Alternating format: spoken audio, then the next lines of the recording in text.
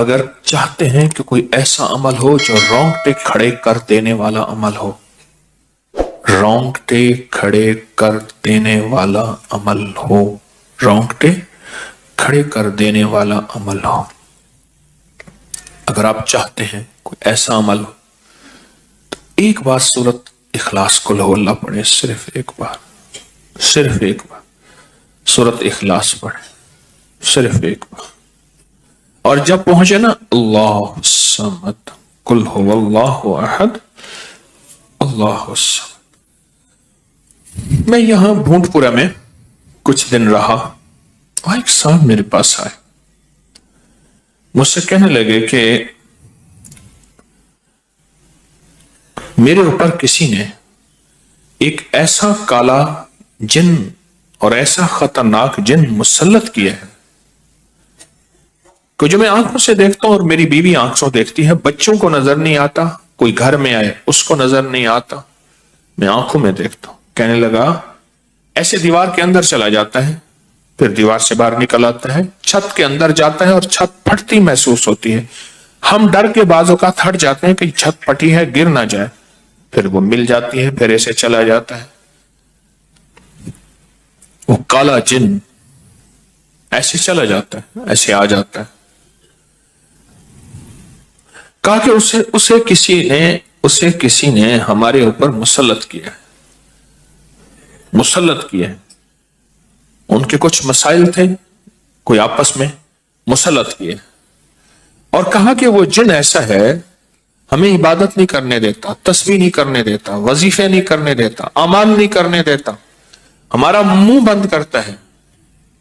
مجھے آج بھی اس بندے کے الفاظ یاد ہیں.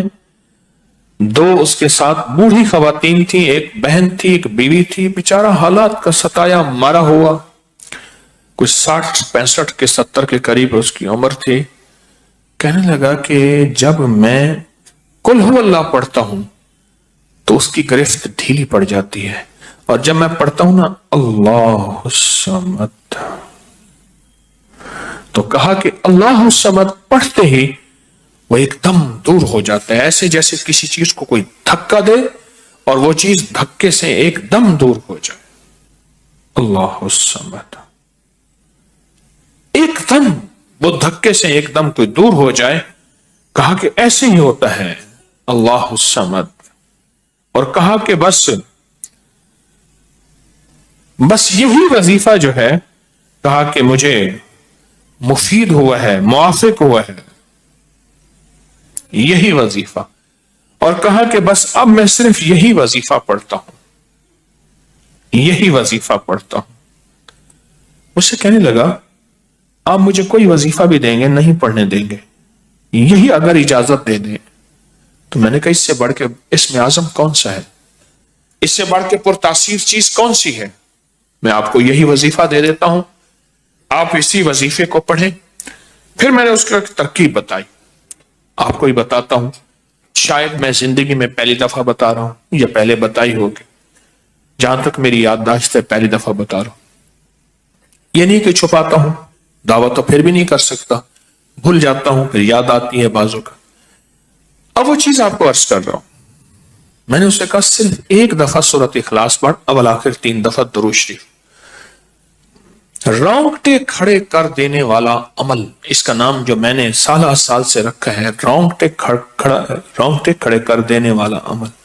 حدیث میں آتا ہے، مفہوم ہے کہ جب بندے کی اضطراری کیفیت ہوتی ہے، بے چین، بے قرار، پریشان ہوتا ہے، مضطر، اس وقت عرش الہی ایک دم میں حرکت میں آتا ہے، رحمت متوجہ ہوتی ہے اور اللہ کا عرش ہل جاتا ہے.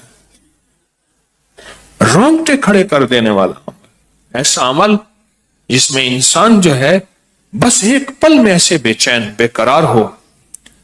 اس کی ترکیب یہ ہے کہ والا کر درود پاک 3 بار، ایک دفعہ سورۃ اخلاص پڑھیں، اور پڑھ کے جب اللہ الصمد پہ پہنچے نا تو اس کو ہلکا ہلکا دل میں دہرائیں، اللہ الصمد اللہ الصمد، دہرائیں، توجہ سے دہراتے جائیں.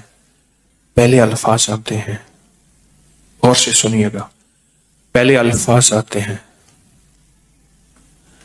پھر کیفیات آتی. پہلے الفاظ آتے ہیں پھر کیفیات آتی ہے. پہلے الفاظ آتے ہیں. انسان پہلے الفاظ سے بچہ نا بچے کو آپ ایسے لوگوں میں ایسے لوگوں کے ساتھ پلنے کے لیے جو بول نہیں سکتے. بچہ کبھی نہیں بولے گا. کہاں کرے گا کرے گا, بول نہیں سکے گا. کیونکہ بچہ الفاظ چنتا ہے پھر وہ الفاظ بولتا ہے. پہلے الفاظ ہوتے ہیں. کسی نے پوچھا حضرت میرا دل ذکر نہیں کرتا بس زبان سے کرتا ہوں.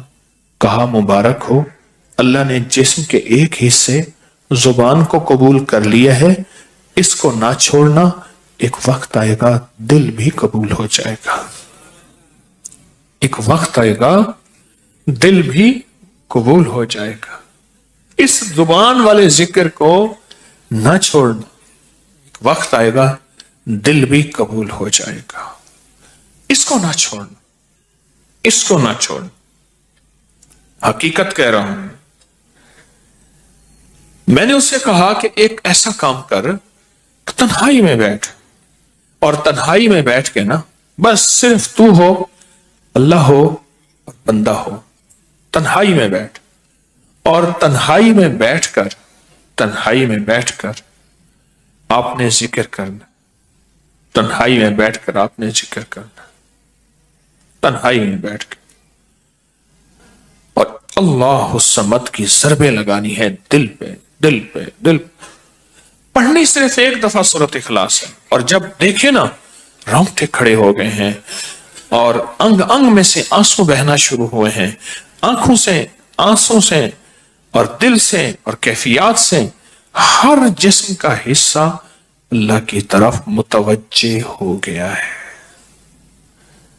ہر دل کا حصہ, ہر جسم کا حصہ, ہر رگ رگ رگ رگ رگ رگ اللہ کی طرف متوجہ ہو گئی ہے. تو پھر اللہ کے ساتھ تعلق بنا اور اپنی مراد, اپنی آس, اپنی امید اللہ کے سامنے پیش کر. اپنی مراد, اپنی آس, اپنی امید اللہ کے سامنے پیش کر, اور اللہ الصمد کو دوہرا دوہرا دوہرا دوہرا دوہرا. یہ جو جنگلوں میں کہتے ہیں چلا کیا فلاں بابا جی نے, پہاڑوں کی غاروں میں چلا کیا فلاں بابا جی نے, کنووں کے اندر چلا کیا. ابھی بھی ایسے کنویں موجود ہیں جس کے نیچے اتر کے پانی بھرتے تھے. اس کو ہمارے برے صغیر کی زبان میں باولی کہتے ہیں. اس میں نیچے جا کے پانی بھرتے تھے. میں نے بخارا کے اندر دیکھا اور کئی جگہ دیکھا. ٹھٹھا میں بھی ابھی وہ ہیں, ٹھٹھا میں, لیکن خشک ہو چکے ہیں. نیچے جا کے پانی بھرنا, ان کنووں کی گہرائیوں میں جا کے, تنہائیوں میں بیٹھ کے, خشک کنووں میں اللہ الصمد اور ذکر. اس کی وجہ اندر تنہائیوں میں. یا پھر کیا کیا, کہا کہ روئی کو تھوڑا سا گیلا کر اور پیسی ہوئی کالی مرچیں اس میں ملا اور کانوں میں ڈال کہ کوئی آواز کانوں تک نہ پہنچے. میری اماں رحمت اللہ علیہ کے پاس طوطا تھا, تو اس طوطے کو کلمہ پڑھاتی تھی. رات کو پڑھا کے نا اس کے کانوں پہ موم لگا دیتی تھی. میں نے خود دیکھا, کانوں پہ موم لگا دیتی تھی کہ ساری رات اس کے کانوں میں اور کوئی آواز نہ جائے. جاگ رہے, اور کوئی آواز نہ جائے. اچھا, ایسا کرتے رہے. میں نے خود دیکھا کچھ عرصے کے بعد اس نے کلمہ پڑھنا شروع کر دیا. ایسے ہی ہم اگر مشق کر لیں, جانور کی مشق ہو جائے تو اس کو کلمہ زبان پہ آ جاتا ہے. اگر ہم کبھی بھی کسی جنگل ویرانے میں, کبھی گھر کی تنہائیوں میں, کبھی کہیں بھی ایک دفعہ سورۃ قل ہو اللہ پڑھیں اور ایک دفعہ سورۃ اخلاص پڑھیں اور ایک دفعہ سورۃ اخلاص پڑھیں, لیکن اللہ الصمد کو بہت زیادہ دوہرائیں. اصل میں اللہ میں نقطہ نہیں, صمد میں نقطہ نہیں. یہ حروف صوامت ہیں، یہ بے نقطہ حروف ہیں، اور ان بے نقطہ حروف میں بہت طاقت بھی ہے، بہت تاثیر بھی ہے، بہت کمال بھی ہے۔ اللہم اغفر لی ولوالدی وللمؤمنین والمؤمنات والمسلمین والمسلمات۔ آپ اس وظیفے کو اٹھائیں، اس میں ذرا چنیں کہ بے نقطہ حروف کتنے ہیں۔ آپ کو حیرت ہوگی، اور آپ کو حیرت ہوگی کہ اچھا یہ کیا ہے۔ جو طبیب کامل ہو جاتا ہے نا، یاد رکھیے گا، جو حکیم پختہ کار ہو جاتا ہے، جو ڈاکٹر پختہ ہو جاتا ہے، وہ کسی کا نسخہ دیکھتے ہی نا ایک پل میں دوائیں دیکھتا ہے اور دوائیں پڑھتا ہے، کہتے بس اس میں تھوڑی سی تبدیلی کر دیں باقی ٹھیک ہے، یا کہتے ہیں نہیں تبدیل نہ کریں یہی ٹھیک ہے۔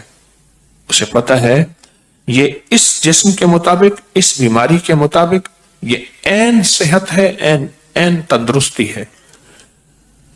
اسی طرح جو وظائف کی دنیا کا بندہ ہوتا ہے اور اس کو وظائف کی دنیا میں پختگی مل جائے تو وہ بھی ایک پل میں وظیفے کے اندر کی طاقت دیکھتا ہے کہ اس میں حروف آتشی کتنے ہیں، خاکی کتنے ہیں، آبی کتنے ہیں، بادی کتنے ہیں، صوامت کتنے ہیں، قمری کتنے ہیں، شمسی کتنے ہیں، اور اس کے اندر وہ حروف کتنے ہیں جو نوری ہیں، وہ کتنے ہیں۔ ایک پل کے اندر اس سے وظیفے کی طاقت اور تاثیر، اور ایک پل کے اندر اس کے کمالات اس کے اندر کھل جاتے ہیں۔ اندیکھا جہان ہے، لاہوت مالاکوت کا جہان ہے۔ ایک صحابی حضرت معاذ بن جبل رحمت اللہ رضی اللہ تعالیٰ عنہ، وہ فرماتے ہیں کہ زندگی محدود ہے، علم لا محدود ہے۔ انہی کا فرمان، شاید انہی کا فرمان ہے کہ زندگی محدود ہے، علم لا محدود ہے۔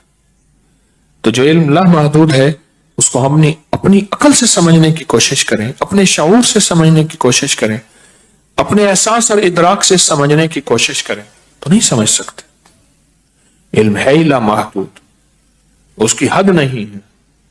کبھی اگر آپ رونگٹے کھڑے کر دینے والے عمل کو چاہیں نا تو بیٹھ کے اس کی مشق کر لیں۔